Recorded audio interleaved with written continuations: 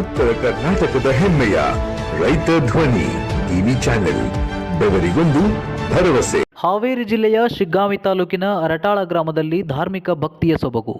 ಭಗವಾನ್ 1008 ಶ್ರೀ ಪಾರ್ಶ್ವನಾಥ ದಿಗಂಬರ ಜೈನ ಸುಕ್ಷೇತ್ರಕ್ಕೆ ಇಂದು ಗಣ್ಯರ ಭೇಟಿ ನಡೆಯಿತು.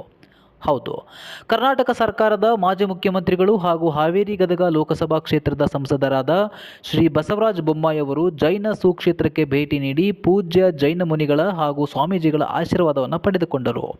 ಅರಟಾಳ ಗ್ರಾಮದ ಭಗವಾನ್ ಶ್ರೀ ಪಾರ್ಶ್ವನಾಥ ದಿಗಂಬರ ಜೈನ ಸುಕ್ಷೇತ್ರಕ್ಕೆ ಆಗಮಿಸಿದ ಸಂಸದ ಬಸವರಾಜ ಬೊಮ್ಮಾಯಿ ಅವರನ್ನು ಭಕ್ತರು ಹಾಗೂ ಸ್ಥಳೀಯರು ಆತ್ಮೀಯವಾಗಿ ಸ್ವಾಗತಿಸಿದರು.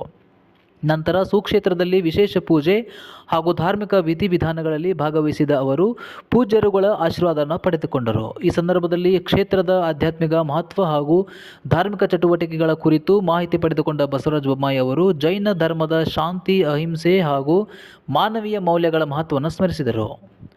ಒಟ್ಟಿನಲ್ಲಿ ಅರಟಾಳ ಗ್ರಾಮದ ಪವಿತ್ರ ಜೈನ ಸುಕ್ಷೇತ್ರಕ್ಕೆ ಸಂಸದ ಬಸವರಾಜ ಬೊಮ್ಮಾಯಿ ಅವರ ಭೇಟಿ ಭಕ್ತಿ ಭಾವದ ಕ್ಷಣಗಳಿಗೆ ಸಾಕ್ಷಿಯಾಯಿತು. ಪೂಜ್ಯರುಗಳ ಆಶೀರ್ವಾದ ಪಡೆದು ಕ್ಷೇತ್ರದ ಪಾವಿತ್ರ್ಯವನ್ನು ಅನುಭವಿಸಿದ ಬಸವರಾಜ ಬೊಮ್ಮಾಯಿ ಅವರ ಈ ಭೇಟಿ ಭಕ್ತರ ಗಮನ ಸೆಳೆಯಿತು. ಇಂತಹ ಧಾರ್ಮಿಕ ಹಾಗೂ ಆಧ್ಯಾತ್ಮಿಕ ಕ್ಷೇತ್ರಗಳ ಅಭಿವೃದ್ಧಿಗೆ ಮತ್ತಷ್ಟು ಪ್ರೋತ್ಸಾಹ ದೊರೆಯಲಿ ಎಂಬ ಆಶಯದೊಂದಿಗೆ ನಿಮ್ಮ ಈ ರೈತ ಧ್ವನಿ ಮೀಡಿಯಾ ನ್ಯೂಸ್. ನಾನು ಶಶಾಂಕ್ ಕಾರ್ಕೆ.